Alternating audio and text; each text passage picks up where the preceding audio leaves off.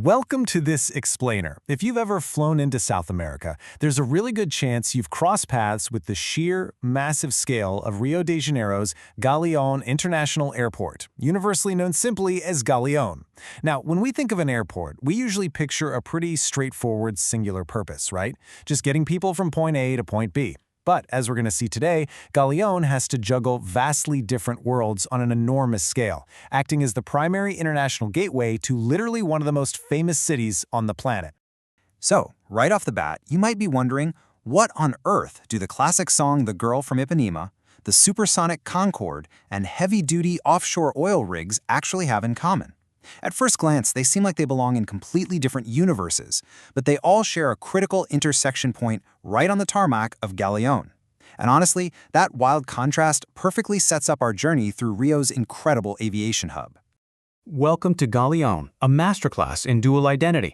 Located on Governador Island, just about 20 kilometers north of downtown Rio, the very first thing you need to wrap your head around is the immense scale of this place. 18 million. That's the staggering number of passengers flowing through this single island location every single year. It's a massive, massive amount of human movement. But what makes Galeão so uniquely fascinating isn't just that sheer volume of 18 million people. It's exactly who those passengers are, where they're going, and what those planes on the tarmac are actually carrying. This airport is absolutely not serving just one demographic.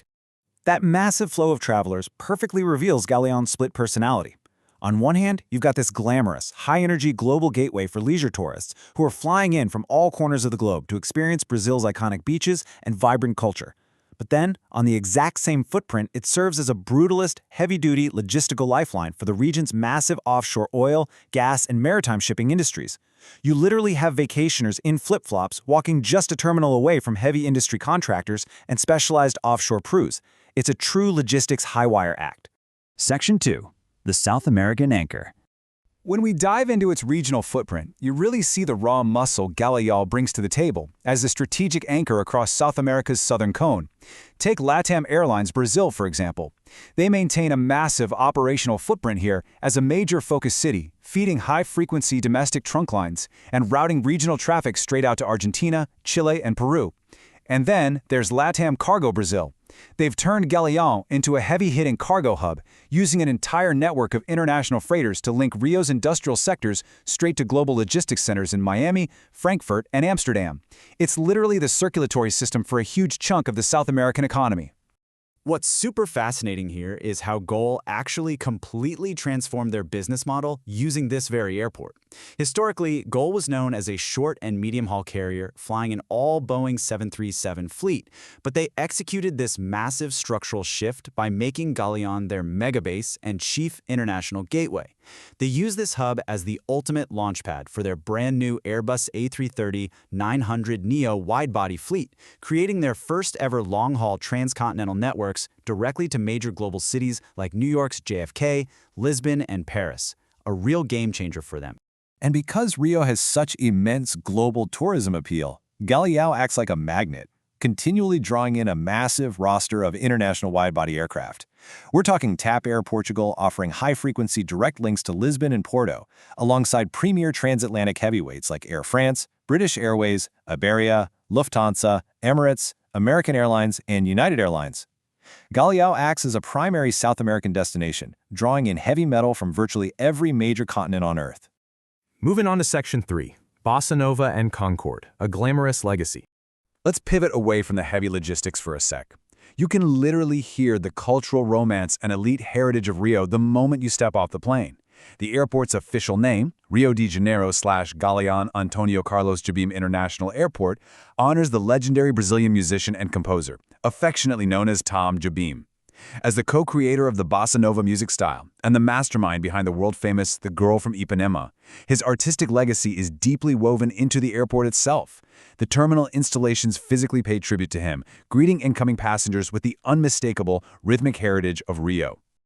The evolution of this place over the decades is just wild. It bounces from its elite historical eras, specifically those iconic supersonic Concorde flights between 1976 and 1982, straight into the modern era, with massive terminal expansions built to handle the unbelievable passenger swells of the 2014 World Cup and the 2016 Rio Summer Olympics.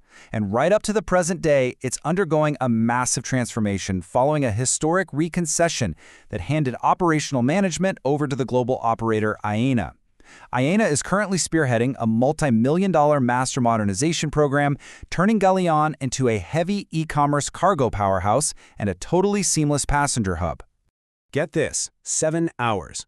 During the Concorde era, when Air France flew scheduled commercial flights of that legendary supersonic jet to Galeão, you could get from Paris to Rio in just 7 hours.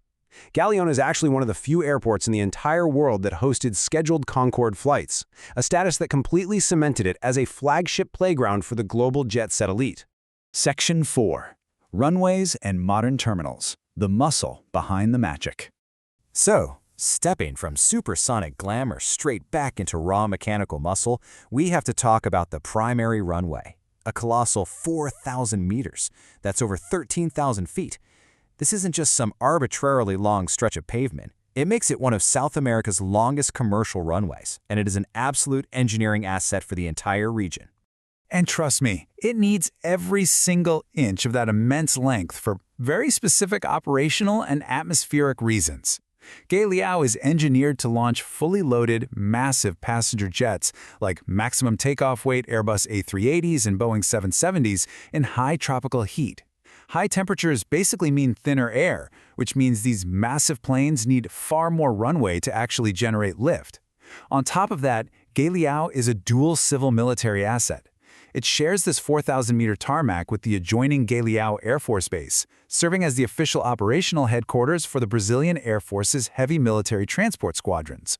Think about that contrast for a second. Luxury double-decker passenger jets taking off right alongside high-security diplomatic aircraft and rugged military transports. To seamlessly manage all these vastly different passenger types and operations, the airport uses a very clean structural split between its two main terminals. Terminal 1 primarily interfaces with domestic operations and the airport's administrative frameworks.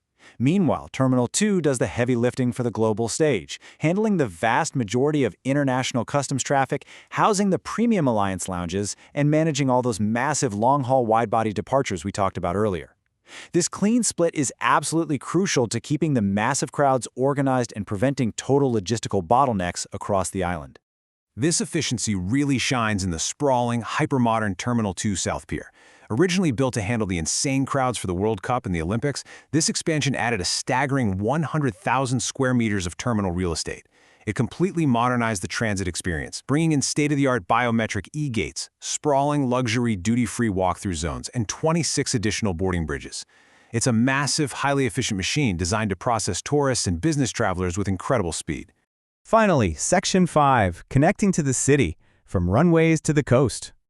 Once you finally leave that massive island infrastructure, the logistics of connecting millions of passengers back to the vibrant heart of Rio are tightly orchestrated. Travelers have this highly structured array of transit options. You can take the BRT Transcarioca line, which uses traffic-isolated express lanes to connect you directly to the underground metro system. If you're heading straight to the beach, you can catch a specialized premium airport bus, known locally as a Fresco bus, that travels down the Linha Vermelha highway straight to upscale coastal neighborhoods like Copacabana and Ipanema. Or you can just utilize the highly organized multi-level pickup plazas specifically designed for app-based ride-hailing services like Uber. To wrap up this explainer, I want to leave you with a bit of a provocative thought. Think about the incredible balancing act we just explored. How exactly does the dual power of Galeão's global tourism glamour, the legacy of the Bossa Nova and the Concorde, mixed with its incredibly heavy-duty industrial logistics, shape the future economy of South America's southern cone? It is totally fascinating to consider how one single piece of infrastructure resting on an island 20 kilometers from downtown Rio has to seamlessly balance cultural romance and raw mechanical power every single day, literally just to keep an entire continent moving. Thanks for joining me on this deep dive.